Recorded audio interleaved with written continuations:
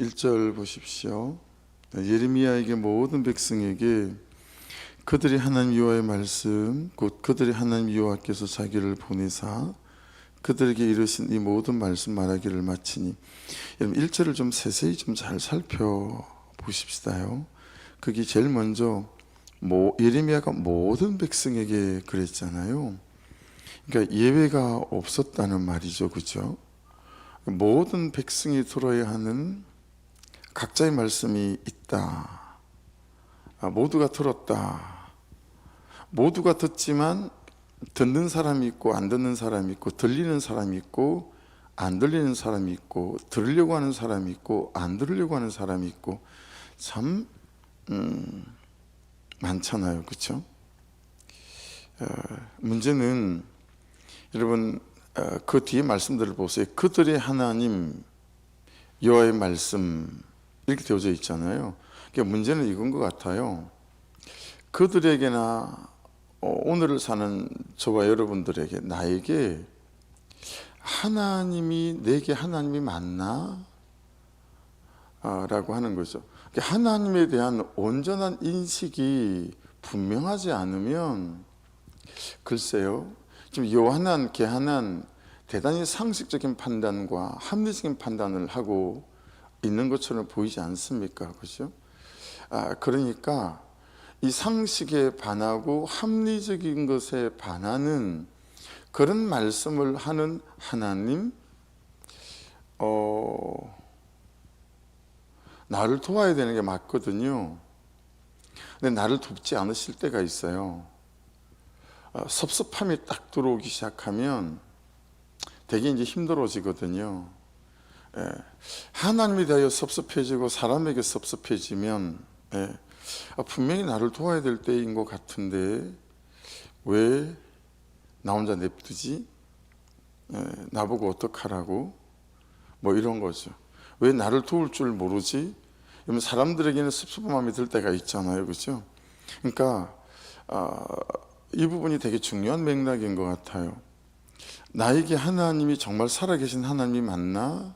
그리고 나를 사랑하시는 하나님이 맞나라고 하는 이 부분에 대해서 명확한 중심이 잡혀 있지 않으면, 참 상황에 맞지 않는, 그리고 내가 볼 때 정말 옳지 않아 보이는 어떤 결정들을 가지고 순종해라 라고 말씀하실 때, 이런 순종하기가 여간 어렵지 않을 거다라고 하는 거죠. 분명히 내가 오는데 그가 나보다 옳다고 말해야 되는 상황이 되게 많잖아요, 그렇죠?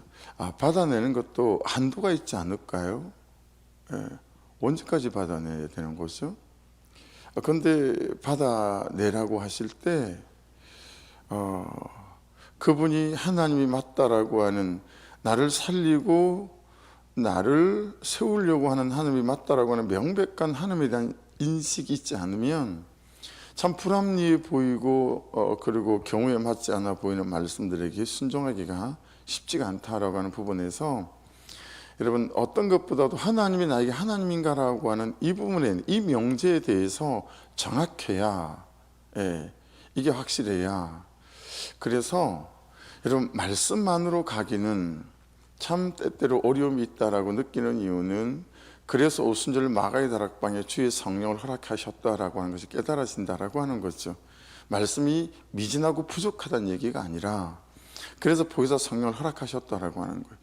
그 성령을 통하여 믿어지는 역사, 그리고 살아계신 하나님을 부인할 수 없도록 경험케 하시는 역사.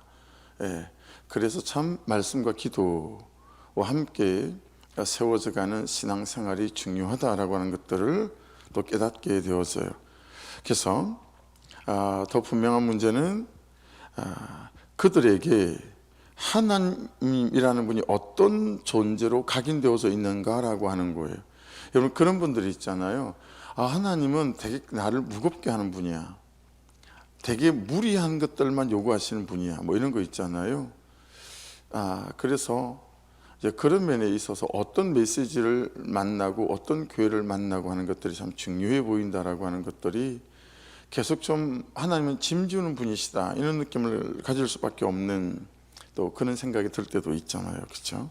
그런 부분 안에서 하나님이란 분이 나에게 어떤 존재인가? 나를 너무 사랑하셔서 로마서 5장의 말씀처럼 그 아들을 죽이시면서 나에 대한 사랑을 확정하신, 그 지극히 나를 사랑하시는 그 하나님, 그래서 예수님께서 인간의 몸으로 이 땅에 오시고 십자가에 죽으시기까지라고 하는 이 존재들에 대한 명백한 여러분 믿음들이 있지 않으면, 어떻게 이런 결정들을 말씀하시는 거지? 라고 할 때 순종할 것인가 말 것인가에 대해서는 이제 그 믿음인 거잖아요. 하나님에 대한 신뢰, 하나님이 나에게 어떤 존재고 어떤 분이신가. 그랬을 때 참 그 말이, 그 말씀이 당장 내게는 불합리하게 보인다 할지라도 그 말씀 앞에 내가 이제 순종할 건지 말 건지를 우리가 결정하게 만드는 거죠. 한 장 넘겨보실래요? 본문 해설인데요. 본문 해설 1단락. 예레미야는 요한안과 그 무리에게 애굽으로 가지 말라는 하나님의 뜻을 분명히 전했습니다. 그러나 그들은 이를 믿지 않고 예레미야를 바벨론 편이라고 몰아붙입니다. 그 얘기는 하나님도 그렇게 생각했다라고 하는 거죠. 자기들에게 하나님이 그렇게 인식되어진 거예요. 이미 애굽형을 마음에 정해놓고 예레미야가 거짓말을 한다고 단정한 것입니다. 그들도 하나님의 말씀을 언급하긴 하지만 자신들의 뜻을 끝까지 고집합니다. 그러나 내 판단이 하나님의 말씀보다 앞서서는 안 됩니다. 당장은 이해되지 않더라도 말씀을 신뢰하고 따라야 합니다. 이게 여러분 하나님이 나에게 어떤 분인가에 대한 이제 믿음이에요. 당장은 이해되지 않는 말씀들이 많아요. 왜냐하면 그 사람이 참 이해되지 않거든요. 어떻게 저렇게 결정할 수 있는 거지? 뭐 이런 거죠. 그런데 하나님을 신뢰함에, 하나님을 믿음에 이제 그 사람을 믿을 수 있는 부분이 있을 수 있는 거죠. 그래서 여러분 항상 하나님은 나에게 어떤 분이신가에 대한 이 중심, 그분은 나를 사랑하시고 죽기까지 사랑하시는 분이시라고 하는 이 전제에 대한 믿음이 분명해야 참 때때로 이건 아니지 않나 싶은 말씀들에까지 아멘 하고 순종해 가며, 그리고 그 끝에서 하나님께서 왜 그렇게 말씀하셨는지가 확인되어져 가는 이제 이런 것들이 하나씩 더해져야 된다라고 하는 거죠. 그래서 처음에 여기를 여러분 보셨는지 모르지만 이 나무가 어지간하면 원목이라 좀 살렸으면 했는데 되게 예쁜 원목이 아니고 그냥 나무를 켜가지고 바로 작업한 그런 나무잖아요. 그래서 너무 칙칙하고 끔끔해서 이게 도색이 만만치 않겠다 싶었는데 숨구에다 올렸거든요. 근데 하루 전화가 왔어요. 한 열 몇 군데서 전화가 왔는데 그 중에서 한 세네 군데를 이제 선정을 해서 김포에 있는 분이 오셨어요. 아버님이 목사님이시래요. 그리고 이제 도색하는 일을 하시더라고요. 근데 견적이 얼마 들어왔냐면 240만 원이 들어왔어요. 요 천정 요거만 도색하는 게. 몇 군데 받아본 건 이제 견적은 제일 비싼 거 하면 안 되고 제일 싼 거 하면 안 되고 중간치를 해야 하거든요. 그래서 근데 좀 그때 워낙 재정이 부족할 때라 그냥 굉장히 싸게 부르시고 그냥 그래서 240만 원의 계약은 하지 않았지만 그럼 제가 3일 안에 연락드리고 그럼 그렇게 해주십시오라고 이제 구두상으로 제가 며칠 안에 바로 연락을 드리겠다고 얘기했어요. 공증이 아직 남아 있어서. 그리고 이제 오늘쯤에는 결정해야지 했는데 한 분이 전화가 왔어요. 그분이 와서 여기 쭉 돌아보더니 혹시 목사님 견적 여기 받으신 거 있으시죠? 그래서 네. 얼마에 받으셨어요? 그래서 정직하게 이래서 240만 원을 받았어요. 그랬더니 목사님 절대 색깔이 하얗게 나오지 않을 겁니다. 그 견적에는 제가 볼 때는 목사님 그 배로 되는 480만 원을 받아도 여기 색깔을 뽑아내기가 어려워요. 그러면서 차근차근 설명을 하는 거예요. 결정적으로는 그동안 그 사람이 해온 일들을 휴대폰에 전부 다 찍어 놓은 거예요. 어디서 어디 현장, 어디서 어디 현장, 그걸 수백 장을 보여줬어요. 그걸 쭉 보여주니까 너무 신뢰감이 가잖아요. 예, 우선 이 현장은 제가 매달 달에 이 현장 매달 달에 다 이제 설명을 하는 거예요. 예, 거기 가셔서 보시면 이것과 비슷한 현장이 있는데 목사님 저는 480만 원 줘도 하기가 좀 어려워요. 일단 480만 원을 저한테 일을 준다면 하지만 더 들어갈 수 있어요. 근데 그분한테 일을 더 드렸어요. 그래서 480만 원에 나중에 40만 원을 더 드렸어요. 520만 원이 도식을 한 거예요. 예. 예. 그랬던 이유는 이제 일을 하는 과정을 제가 찬찬히 다 봤잖아요. 240만 원에 줬으면 이는 일이 안 됐겠다. 절로 그냥 깨달으시더라고요. 그 일을 맡긴 게 그냥 그 이어온 그 사람의 그거 때문에 그랬어요. 그러니까 여러분 너무 불합리해 보여 말씀이. 이 상황에 하나님 이렇게 하라고요? 근데 그 말씀에 순종해 보는 거예요. 저도 여러분도. 그러고 난 다음에 하나님과 나와의 관계에서 앨범에 야 그때 너무 불합리했는데 내가 생각할 때는 그 말씀에 순종했더니 이런 놀라운 일이 있었어 라고 하는 경험치, 그 말씀에 순종했던 경험, 이게 기록된 스크랩된 그런 북이 있어야 된다라고 하는 거예요. 그렇죠? 그것이 하나씩 있게 될 때 우리 신앙에 힘이 붙어요. 힘이 붙는다는 얘기는 더 큰 하나님을 경험해가고 하나님의 역사를 볼 일들이 많아진다라고 하는 거예요. 근데 우리가 그런 게 없어요. 그런 게 없어요. 내 앨범에 참 불합리해 보이는 그 하나님의 말씀의 판단을 믿고 순종했더니 야 세월이 지나 결국은 이런 하나님의 역사가 나타났었어요 라고 하는 이런 게 없는 거죠. 그게 너무 중요한 거예요. 여러분 이런 도전들이 있어야 해요. 그래서 그런 경험들이 있어야 이 다음에도 또 믿음의 도전이 일어날 수 있고 믿음의 도전이 있어야 하나님이 하신 일들을 경험할 수 있으세요. 그러니까 내 수준만큼의 하나님을 경험하시려면 안 믿어지면 안 하시고 순종 안 하시면 돼요. 근데 내 믿음보다 크신 그 하나님을 경험하기 원한다면 내가 볼 때 아닌데 그분의 말씀에 순종해 보는 거예요.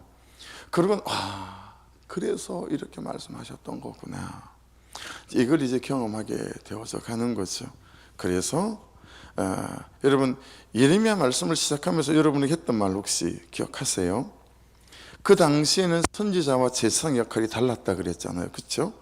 근데 우리에게 선지자는 메신저는 말씀 자체라고. 그렇죠? 그러니 여러분 이 아침에 이 말씀이 내가 들어야 할 나에게 보내시는 나를 위한 하나님의 말씀이고 하나님의 음성이고 하나님의 계획이고 하나님의 뜻이고 하나님의 방법이고 하나님의 방향이라는 사실을 내가 항상 잘 믿는가. 그러니까 여러분 이 믿음을 구해야 돼요. 여러분의 기도의 제목에 적어도 한 두 번째, 세 번째는 이 기도 제목이 들어가 있어야 돼요. 하나님 매일 묵상하는 그 큐티 말씀이 정말 내가 들어야 될 하나님의 방법이고 내가 들어야 될 하나님의 계획임이 항상 믿어지게 도와주셔서 현실과 상황은 아닌데 말씀하시는 대로 지금 애굽으로 너무 가고 싶은 거잖아요. 근데 애굽으로 가지 말라는 거예요. 그래서 자기들이 부탁했으니까 하나님 말씀하시는 그대로 애굽으로 가지 말래. 여기 미스바에 있으래. 그랬더니 여러분 이 사람들이 뭐라고 얘기해요? 거짓말 하지 마. 이렇게 얘기하는 거예요. 1절에 다시 보시면 그들에게 이르신 이 모든 말씀 말하기를 마치니. 자 이제부터 반응할 때죠. 이제 다음 반응이 나오겠죠. 자 말씀을 마쳤어요. 그렇죠? 이 다음은 여러분 우리 몫이에요. 말씀하셨어요. 이제 우리가 반응해야 돼요. 오늘 이 말씀을 듣지만 여러분들과 저 중에 다양한 반응이 있지 않겠어요? 분명히 하나님 말씀하시는 것들이 있다고 봐요. 지금 이게 부담스러운 분들이 며칠째 계속되는 분들이 있을 거라고 봐요.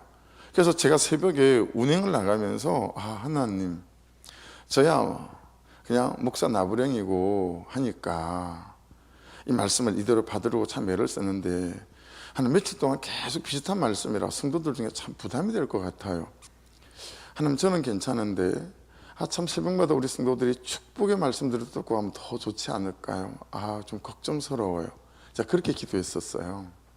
아침마다 참 축복의 말씀을 하루를 시작하면 좋겠는데 지금 어떤 분들 중에 애굽으로 가고 싶은 분들이 계실 거라고 봐요.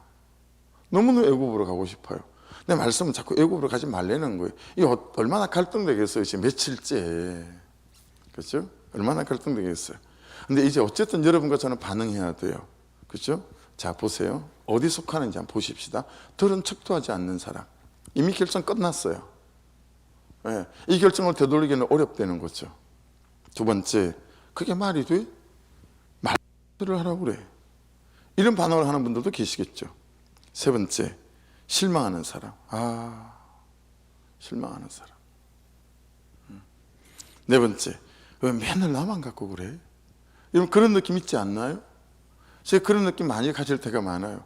아니 성도들은 저래도 가만 냅두면서 왜 나는 사사건건 이러시는 거지? 숨도 못 쉬게 만드는 것이? 무슨 목사된 게 죄야? 이런 반항심이 들 때가 있어요. 저는 꼭 밟아요. 하나님이 꼭 밟아요. 잘못한 건 꼭 밟고 넘어가세요. 그냥 못 본 척 하시지를 않으시는 것 같아. 예. 다섯 번째, 불평. 원망. 도대체 언제까지 하나님 저보고 받아내라는 거예요? 언제까지 저만 이렇게 해야 되는 거죠? 맨날 불평 입에 그냥 달고 있어요. 여섯 번째, 작심하고 거꾸로 가는 사람. 오늘 여기 나오는 요한안부터 개하는 이 사람들이죠. 작정하고 그러거나 말거나. 일곱 번째, 들려요. 짜증나게 그날따라 들려요. 재수용 붙었어요. 그날따라 들린 거예요. 재정을 드려야 되는 말씀을 하시는데 그날따라 그 말씀이 들리는 거죠. 용서하라는데 그날따라 그 말씀이 들리는 거예요. 순종하라는데 그날따라 그 말씀이 들리는 거예요. 예. 근데 그게 그렇게 잘 안 되는 거예요. 우리 모두의 참 어려움 아니겠어요? 그렇죠? 꾸역꾸역 하긴 해요. 여덟 번째, 이 사람의 반응은. 근데 안 기뻐. 마치 못해 하는 거예요. 꾸역꾸역. 이제 그런 경험치가 있는 거죠. 다른 사람은 자기의 스크랩된 앨범에 그런 게 없는데 이분은 그런 경험이 있어요. 정말 합리기지 않고 내 뜻이 아닌데 말씀이 말씀하셔서 해본 적이 있어요. 와, 그랬더니 놀라운 일이 있는 거예요. 그러니 알고 있으니까 꾸역꾸역 하긴 하는데 하나도 안 기뻐요. 마지 못하는 거예요. 아홉 번째, 처음에 그 말씀을 들었을 때는 감격에 아멘 했어요. 근데 하루를 못 가는 거예요. 다 지금 우리 얘기잖아요. 그죠? 아멘 했는데 막 벅차오르고 해서 아멘 했는데 조금 하루가 좀 지나면서 슬슬 이제 생각이 기어 올라오는 거예요. 그래도 그 사람을 진짜 잘못했는데 뭐 이런 생각도 들고. 그리고 열 번째 사람은 아멘 하고 순종하는 사람이겠죠. 여러분은 이 다양한 10가지의 반응 가운데서 어떠세요? 여러분 때때로 우리가 1번일 사람일 때도 있고 또 10번일 사람일 때도 있죠. 감사하게도. 그렇죠? 때때로는 5번일 때도 있고. 그래서 여러분 요즘 내가 애굽으로 가지 말아야 될 것들에 대해서 말씀하시는 것들에 대해서는 어떻게 내가 반응하고 있을지 잘 살펴서 저와 이런이 반응하시면 사실 오늘 말씀은 다 들은 거, 다 적용하는 거라고 봐요. 그래서 여러분 2절부터는 이 말을 들은 오만한 자들의 반응이 나와요. 네가 거짓말하는 거지? 라고 얘기합니다. 그렇죠? 아무리 말씀을 해도 사람들은 자기 결론을 바꾸는 것을 극도로 싫어하더라 라는 거죠. 네. 무슨 일이 있어도 이미 자기 손에 쥐고 있는 자신들의 결론대로 애굽으로 가고 싶으니까 일단 예레미야의 말을 거짓말로 몰아붙이는 거예요. 네. 그리고 여러분 3절 보세요. 3절 보십시오. 이는 네리야의 아들 바룩이 너를 부추겨서 우리를 대적하여 갈대아 사람의 손에 넘겨 죽이며 바벨론으로 붙잡아가 가느니라. 여러분 요 바룩은 누구냐면요, 하나님이 예레미야에게 말씀하시잖아요. 그럼 예레미야가 그것을 말하잖아요. 그럼 옆에서 예레미야에게 말씀하신 하나님의 말씀을 받아 적는 예레미야의 서기가 바룩이에요. 예레미야의 서기예요. 그러니까 이게 전형적인 이런 거잖아요. 누구 때문이다, 너 때문이다. 이게 여러분 사단이 우리의 마음에 일하는 방식이에요. 사단이 우리의 관계에서 일하는 방식이에요. 꼭 우리는 나를 합리화해야 되기 때문에 내 죄를 안 보는 사람들의 특징은 나를 합리화시켜야 되기 때문에 누구 때문이다라고 말할 수밖에 없어요. 내 옳고 그름으로 판단해야 될 사람이 나와요. 내 죄를 뒤집어 씌울 사람, 이런 상황이 벌어진 것에 대해서 책임을 물을 사람. 근데 자기 죄를 보는 사람은 그렇게 하지 않죠. 내 죄를 보시면 끝이에요. 내 죄를 보면 끝이에요. 근데 내 죄를 보지 않는 사람은 꼭 누구 때문이다. 이게 사단이 일하는 방식입니다. 그렇게 해서 이 문제가 터진 게 내 때문은 아니고 너 때문이다 말해가는 방식들인 거죠. 그러니까 여러분, 사단은 눈에 안 보이잖아요. 근데 사단을 보는 방법은 너 때문이야 이런 마음들이 나를 휘저을 때 사단이 작업하러 왔구나 생각하면 틀림없습니다. 사단이 뛰어들어왔구나. 하나님 말씀대로 하기 싫으니까 그 이유를 찾는 거다라고 하는 거죠. 그렇게 아사랴와 그의 동료들은 여호와의 말씀에 대한 그들의 불순종을 어떻게든 얼버무리고 싶은 거예요. 관심을 다른 데로 전환시키기 위해서 오히려 예레미야를 거짓말장애로 매도하고 바룩에 네가 장난에 말려던 거다 그렇게 말하는 거예요. 말도 안 되는 소리잖아요. 바룩은 서기일 뿐인데. 여기서 우리는 인간의 본성적인 편견이나 자기 견해, 자기 고집 이런 것들이 얼마나 큰 우상인지 알 수 있는 대목입니다. 그렇죠? 그러니까 사람들은 흔히 자신의 잘못된 견해를 옳은 것으로 착각하고 난 뒤에 이 진실에 직면하기를 거부하는 성향이 있어요. 잘 살피셔야 해요. 자기 잘못된 견해를 옳은 것으로 착각하는 거예요. 그리고 진실에 직면하는 것들을 자꾸 거부하고 거절하려고 해요. 그건 아닌 것 같다라고 하는 거죠. 그리고 자기의 이 견해가 옳은 쪽으로 자꾸 합리화시켜가죠. 모를 줄 알죠? 근데 놀랍게도 다른 사람이 들으면 그게 다 드러나죠. 그게 다 들켜요. 근데 이 들키는 거짓말을 하는 분들이 다 있어요. 면전 앞이라 말은 안 하지만 속으로는 또 합리화 시작한다 이 생각을 다 하거든요. 근데 여러분, 이 위험에 빠지는 분들이 소울찬이 많은 것 같아요. 4, 5, 6절인데요 여러분, 거기 보시면 6절 마지막에 보세요. 선지자 예레미야와 네리야의 아들 바룩을 거느리고. 예레미야하고 바룩은 또 애굽으로 왜 내려갔을까? 근데 그 뭐 거느리고라고 돼 있잖아요. 락하인데 움켜쥐고 붙잡고 그냥 사로잡아 간 거예요. 같이 지들만 가면 되지. 같이 죽을 곳으로 데리고 들어간 거예요. 그렇죠? 하나님의 뜻대로 살려고 하는 사람까지 같이 죽이죠. 이런 경우 있지 않나요? 저는 저를 보게 됐어요. 요한은 어쨌든 저는 공동체 리더니까 제가 좀 약간 소름이 끼쳤어요. 우리 가정에 어쨌든 제가 아빠이고 남편이잖아요. 혹시 내가 그렇게 해서 가정을 죽이고 있는 사람은 아닐까? 자녀를 죽이고 있는 사람은 아닐까? 내가 교회 공동체를 죽이고 있는 사람은 아닐까? 무서운 거죠. 살아나서 살리는 사람으로 살아라고 그랬더니 자기만 못 살면 그만이지. 예레미야 바룩까지 이 사람들까지 거기 보시면 다 그랬어요. 5절 보세요. 유다의 남은 자도 데리고 가요. 또 곧 쫓겨났던 여러 나라 가운데서 유다 땅에 살려하여 돌아온 자까지 애굽으로 데리고 와요. 6절 보시겠어요? 곧 남자와 여자와 유아와 왕의 딸들과 사령관 느부사라단이 사반의 손자 아이감의 아들 그들에게 맡겨둔 모든 사람까지 죽을 땅으로 데리고 들어가요.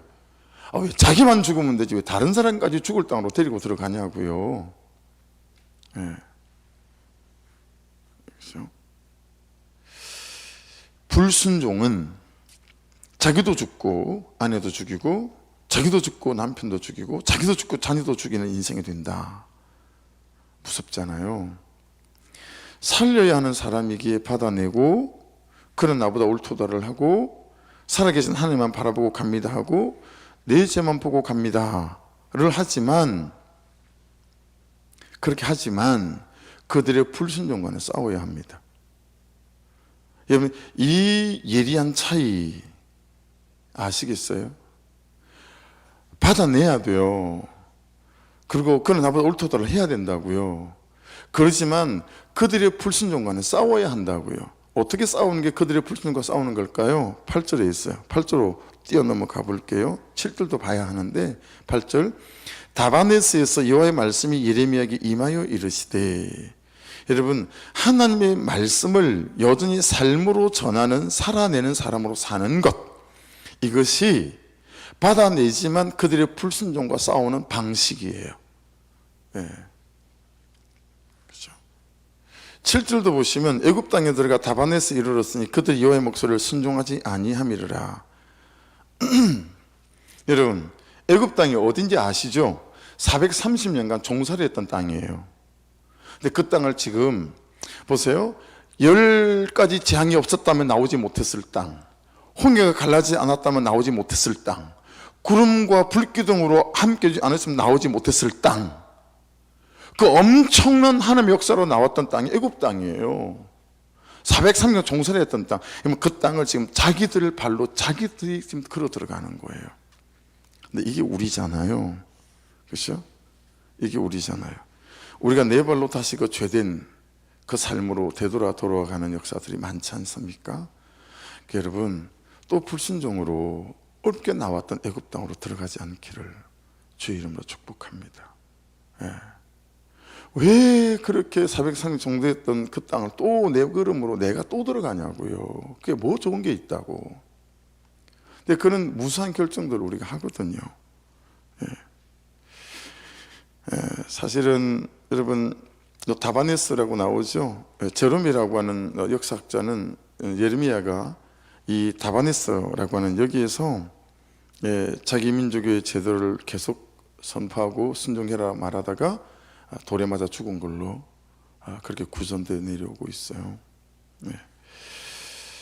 말씀을 저 13절 보고 마치죠. 그가 또 애굽 땅 베스미스의 석상들을 깨뜨리고 애굽 신들의 신당들을 불사리를 하셨다 할지니라 하시니라.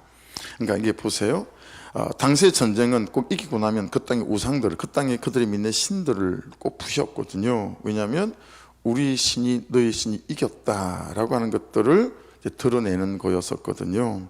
그러니까 지금 만일에 바벨론이 느부갓네살이 들어오게 되면 이 애굽 땅의 모든 석상들과 우상들을 다 깨뜨리고 불사르게 되어질 거다라고 하는 거니까, 여러분, 우리 안에 우리가 믿는 바, 내 지식으로 경험치로 내 견해로 믿는 바, 이걸 내려놓고 참 말씀이 말씀하시는 그대로 애굽 땅으로 들어가지 않고 말씀하시는 그 땅에서 하나님의 은혜를 경험해가는 저와 여러분 될 수 있기를 주의 이름으로 축복합니다. 이 메시지가 오늘 여러분에게 우리의 삶을 돌이키는 참으로 축복의 메시지가 되시기를 주의 이름으로 축복합니다. 기도하겠습니다. 말씀 붙잡고. 아버지 하나님,